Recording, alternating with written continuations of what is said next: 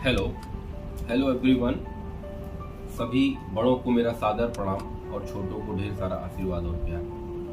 आशा करता हूँ मेरे प्यारे भाई बहन बहुत अच्छे से होंगे और हर दिन हर समय अपनी सफलता की तरफ एक छोटे छोटे कदम बढ़ा रहे होंगे, लेकिन निरंतरता के साथ बढ़ा रहे होंगे। मेरे प्यारे भाइयों बहनों, कल के अंक में हम लोगों ने डिस्कस किया था कि हम लोग पेपर को कैसे पढ़ेंगे। देखिए, पेपर को पढ़िए, तरीका भी यही है कि पेपर में हम उन्हीं चीज़ों को पढ़ें जो हमारे एग्ज़ाम के लिए बहुत महत्वपूर्ण है। बाकी पेपर को पढ़ते अगर हम सही से पढ़ें तो पूरा दिन पेपर को पढ़ने में ही निकल जाएगा, पर वो सारी चीज़ें हमारे काम की नहीं है। हम एग्ज़ाम ओरिएंटेड चीज़ों को ही पढ़ेंगे जो हमारे एग्ज़ाम के लिए बहुत इम्पोर्टेंट है। वैसे अगर किसी को लोकल न्यूज़ पढ़नी है तो वो सरसरी निगाह डाल के उस लोकल न्यूज़ को पढ़ सकता है, लेकिन बहुत समय आपको इधर उधर की चीज़ों में नहीं देना है, न गंवाना है। तो आगे सी बात इतनी है मेरे प्यारे भाइयों बहनों कि हम अगर पूरा दिन जो भी पढ़ाई कर रहे हैं वो सिलेबस, अपना जो पाठ्यक्रम है उसके मद्देनज़र, उसके बाहर से कुछ नहीं करना।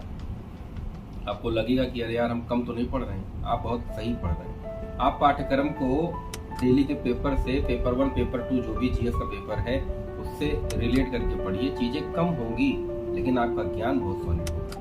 चीज़ें कम होंगी लेकिन वो आपके एग्ज़ाम के लिए सबसे ज़्यादा महत्वपूर्ण होंगी। मेरे प्यारे भाइयों बहनों, पेपर पढ़ने का तरीका अगर आप लोग को भी कुछ और समझना है तो प्लीज़ मुझे कमेंट करके बताइएगा, मैं आपको फिर से बताऊंगा। और धीरे धीरे मैंने जो आपसे वादा किया था कि जीएस पे हम लोग डिस्कस करेंगे, करंट पे हम लोग डिस्कस करेंगे, भारतीय राज्य व्यवस्था पे करेंगे, बस 1-2 दिन का मौका और दीजिए मेरे प्यारे भाइयों बहनों। क्योंकि कल मैंने आपको बताया भी था कि यार मेरी थोड़ी तबीयत वायरल फीवर से थोड़ी सी खराब हो गई थी, जुकाम बुखार की वजह से। आप समझ सकते हैं मैं चीज़ों को पढ़ तो रहा हूँ लेकिन उसको जो मुझे आपको बताना है उसको नोट नहीं कर पा रहा हूँ। तो आज का समय दीजिए, कल का समय 2 दिन और, मंडे से हम दूसरा सारे भाई बहन सारा परिवार फ्यूचर आई अकेडमी का आशा करता हूँ कि एक अच्छे तरीके से, एक अच्छे लाइन से हम लोग अच्छे तरीके से पाठ्यक्रम को कवर भी कर लेंगे और काम की बातें जो एग्जाम रिलेटेड होगी आप तक पहुँचाने का पूरा प्रयास करेंगे। मेरे प्यारे भाइयों बहनों, आज का दिन भारतवासी जितने भी हमारे भाई बहन हैं उनके लिए आज मैं पेपर का पहला न्यूज़ मैंने पढ़ा कि मणिपुर में 2 महिलाओं को निवस्त करके भुलाया गया। आज जब ये न्यूज़ मैं पढ़ रहा था तो मैं खुद से अपने आप को शर्मिंदा महसूस कर रहा। मेरे प्यारे भाइयों बहनों, समानता के इस अधिकार में, मौलिक अधिकार जो हम लोग को मिले, हम लोग सब समान हैं, सारे भाई बहन समान हैं, सारा मानव समान है, महिलाएं भी सारी समान हैं, तो क्यों ऐसा भेदभाव किया जा रहा है?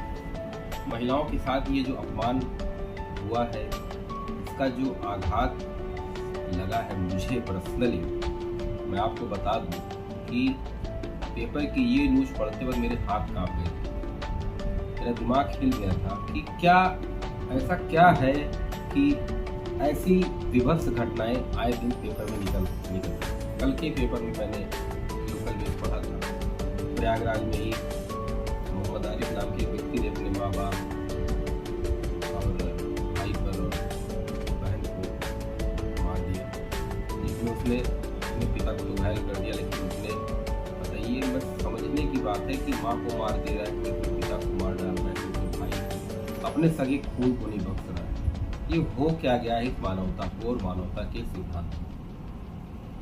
अगर आध्यात्म की बात करें, अगर हम वैदिक सभ्यता की बात करें, अगर हम युगों की बात करें, तो क्या ये कलयुग है? क्या ये कलयुग की शुरुआत है? लोग अपने ही भाई बहन को नहीं पहचान रहे हैं। धोखे का ये समाज कहाँ जाके रुका है?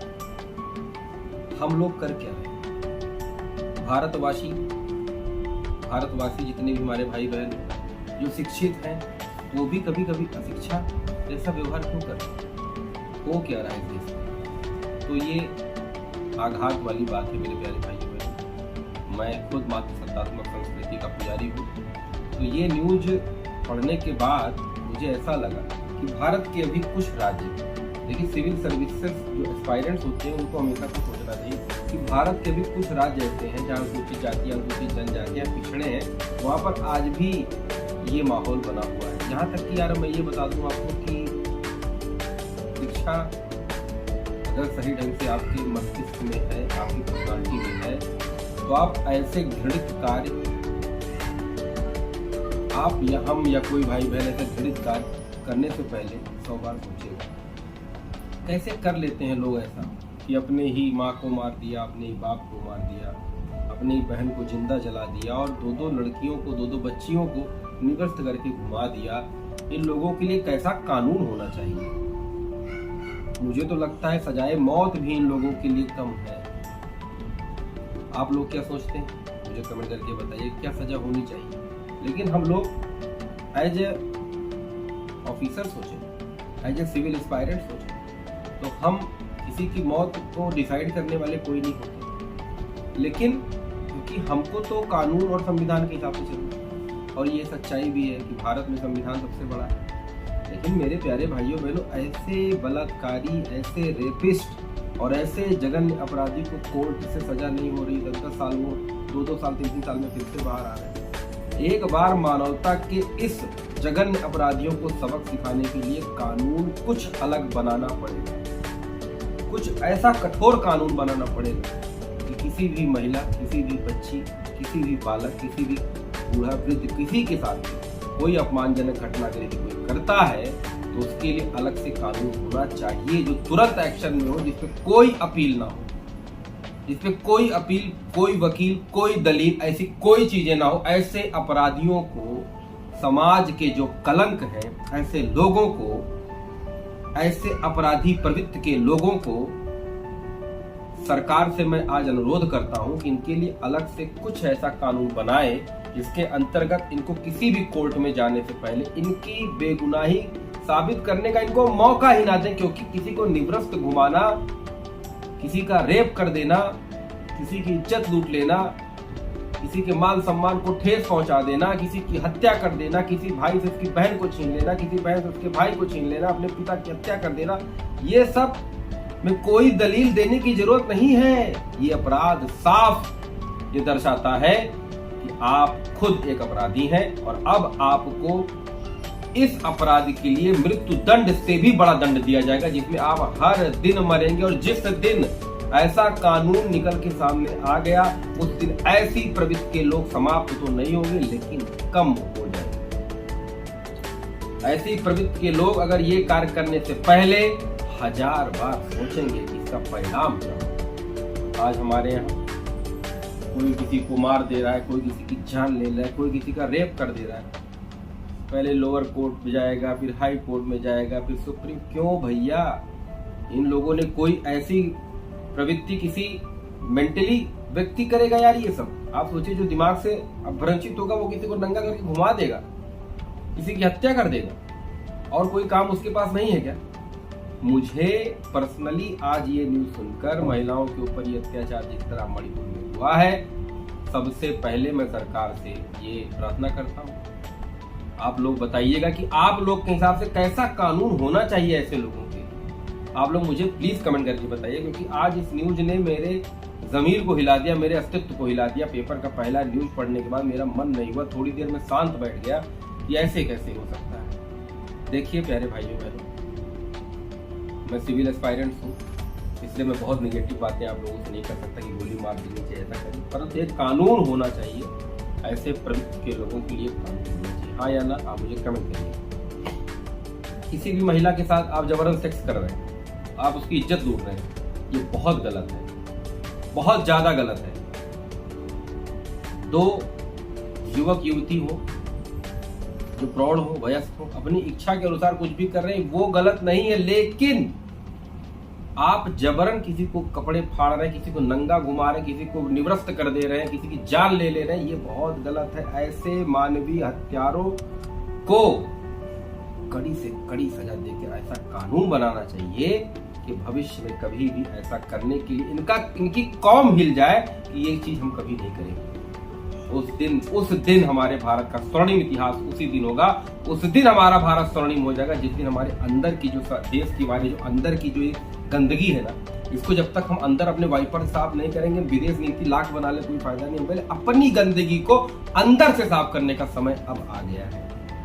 प्रधानमंत्री श्री नरेंद्र मोदी, माननीय मुख्यमंत्री श्री योगी आदित्यनाथ जी, कार्यकाल अच्छा है, सब कुछ अच्छा है, लेकिन इन लोगों से, जितने भी राज्य के मुख्यमंत्री, पूरे देश से मैं अपील करता हूँ कि अपने राज्य के, अपने क्षेत्र के, अपने जिले की गंदगियों को पहले साफ करें। एक बार ये साफ हो गया, जब भारत अंदर से सशक्ता से मजबूत हो जाएगा, सभी भारतीय भाइयों के अंदर में देशभक्ति की भावना ओतप्रोत हो जाएगी, उस दिन हमारा भारत ऑटोमेटिक आज तीसरे नंबर पे है, कल दूसरे, परसों एक नंबर पे, उसको जाने से कोई नहीं रोक सकता। मेरे प्यारे भाइयों बहनों, क्या कहना है आपका ऐसे प्रदेश के लोगों के लिए, कैसा कानून होना चाहिए, आप लोग मुझे प्लीज कमेंट करें। और मेरे प्यारे भाइयों बहनों, मैं आपको आज, मैं जानता हूँ क्योंकि थोड़ा सा ऐसा वायरल है, ये मौसम चेंज है, धूप गर्मी उमस जो भी चल रहा है यार, उसकी वजह से क्या होता है कि सर पकड़ लेता है, टेंशन हो जाती है दिमाग में, आदमी अपने कार्य को अच्छे से नहीं कर पाता। लेकिन मैं उस कार्य को करने का प्रयास कर रहा हूँ, मैं चीज़ों को सेट कर रहा हूँ, थोड़ा समय आपसे लूँगा मैं, लेकिन हो सकता है कि मैं कुछ अच्छा आपके समझ करने का प्रयास करूँ, क्योंकि मेरी कोई टीम नहीं है, मेरा कोई कैमरा मैन नहीं है, मैं अपने आप ही मोबाइल को अपने लगाता हूँ सामने, उसके सामने मेरे जो बातें आप लोग को बतानी चाहिए मैं बताता भी हूँ, उस पर डिस्कस करता हूँ। मेरे प्यारे भाइयों बहनों, क्या कानून होना चाहिए, प्लीज़ मुझे जरूर बताइएगा। मेरा एक ही अपील है, एक ही मेरी निवेदन है, मेरा निवेदन आप लोगों से, आज भारत में बच्चे हों, बालक हो, युवक हो, युवती हो, सब समान, वो किसी जाति का हो, किसी धर्म का हो, किसी भी कौम का हो, भारत की कुटुंब है वो, तो भारत की संतति है। हम सारे भाई बहन मिलके एक जरूर ये प्रयास करेंगे कि ऐसी घटित घटनाएं हमारे अगल बगल के दिखे और हो रही हैं, तो हम लोग को उसका विरोध करना चाहिए। मेरे प्यारे भाइयों बहनों, आशा करता हूँ कि मेरी बातों को आप थोड़ा समझे होंगे, और प्लीज मुझे कमेंट करके आप लोग बताइएगा कि क्या कानून होना चाहिए ऐसे लोगों के लिए। तो आज का अंक मैं यही समाप्त करूँ, क्योंकि सीजनिंग बहुत ज़्यादा मुझे लग रही है, तो अनकम्फर्टेबल फील कर रहा हूँ। मेरे प्यारे भाइयों बहनों, मैं प्रेम पांडे आज का ये अंक यही समाप्त कर रहा हूँ, और आपके उज्जवल भविष्य की कामना एक बार फिर से कर रहा हूँ। मुझे प्लीज़ कमेंट जरूर करिएगा, ऐसे घृणित कायरों के लिए कैसा कानून बनाना चाहिए सरकार को, और क्या क्या होना चाहिए। जय हिंद।